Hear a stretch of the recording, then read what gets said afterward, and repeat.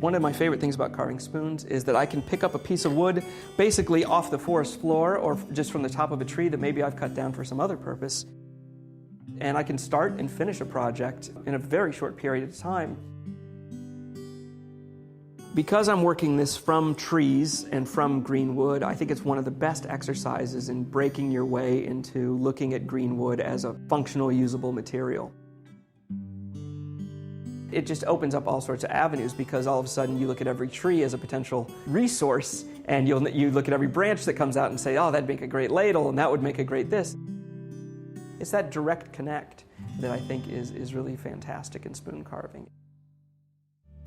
The first split that I go to make on the log is basically down the pith and perpendicular to where the branch is. So wherever the branch grows out, I need to be perpendicular to that so I can basically take the log in half. That's going to both reveal where the center pith point of the branch is, and it's also going to get rid of a lot of material that I don't need any longer. Depending on the size of it, I can do that splitting with a chisel, I can do it with my froe, or if it's larger, I do it with a wedge and a sledgehammer. The toolkit for carving spoons can be pretty rudimentary, which is one of the things that I find very refreshing about it. That being said, there are some specialty tools that I really like to use, such as the sloyd knife. I also use the hook knife to clean out the bowls. I've also used the bandsaw, especially with these hardwoods. That really speeds the process along. You know, I don't think you should be ashamed of any tool if it's going to get the job done. Where the branch grows into the trunk, you have fibers coming in different directions, but they literally weave into each other and they cross over each other in such a way that they form this incredibly strong joint. You can't split along there because you've got sort of a crosshatch of fibers. So the first thing I need to do is sever those fibers at the trunk. I have to saw across the trunk portion.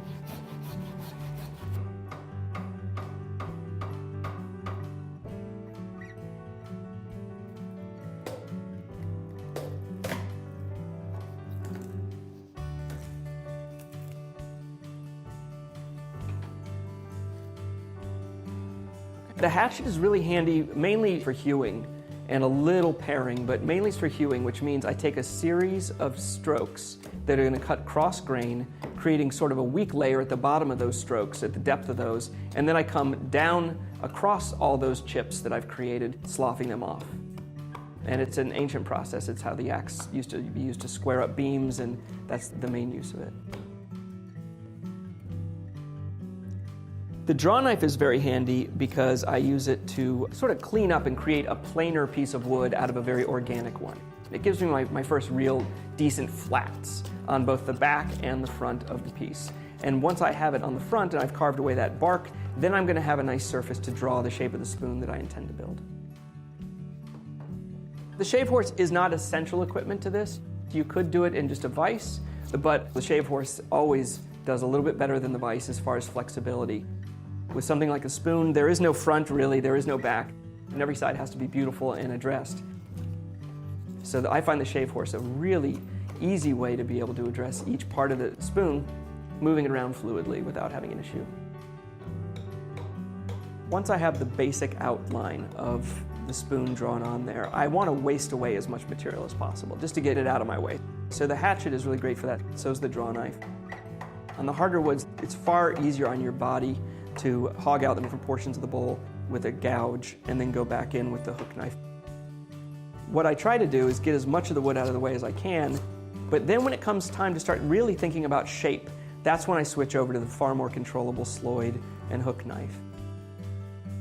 When you're using the sloyd, the best workbench is your lap and your body, basically. There's a lot of different positions you can use it with a lot of control. The longer blades are great because you can slice as you're taking these strokes, and you can hold the sloyd and the spoon in such a way that you get very powerful, long slicing strokes, say to carve down the handle. Or you can also use sort of a scissor type stroke where you use your body and lever off of your thumb while holding the bowl of the spoon to carve the back of the bowl and get a lot of power. You can really pull off a lot of wood quite easily, especially with green wood, and especially if you're using a softer wood. The hook knife is very good, especially if the wood's soft, but the hook knife is wonderful for tuning up those surfaces. It's just that curved shape just maps itself, and it normally has a variable curve, so you can use it in all sorts of different portions of the bowl. And just nothing can reach into those spaces and follow those arcs quite as well as a hook knife. I tend to recommend you use softwoods, especially in the beginning, like birch, which is going to carve beautifully. It's going to cut really cleanly, especially when it's green. But I actually tend to use harder woods like apple wood or maple, which I find give me spoons that can be made incredibly thin. And they can become so light, thin, but strong at the same time. It can be very refined, and they can be incredibly durable. Those harder woods that tend to be a little more difficult to work, they take more effort, but I like the longevity of those spoons. I make all my spoons out of green wood, every last one. And so drying them is a big part of the process. Once the wood is dry, now my cuts are different than before. Before I wanted them not to tear out, but I was really going for shape over surface. And in the end, I'm mainly going for surface because the shape will already be there.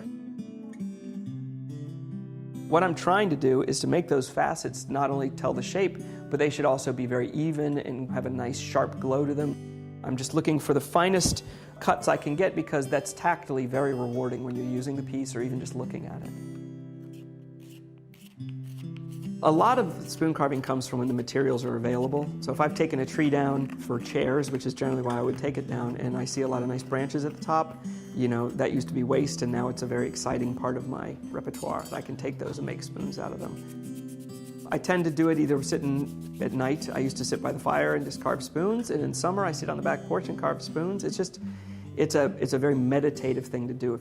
If ever you're watching somebody do it, you'll find that they could care less what you're doing. And if you try and pull them away, they would rather take one more cut.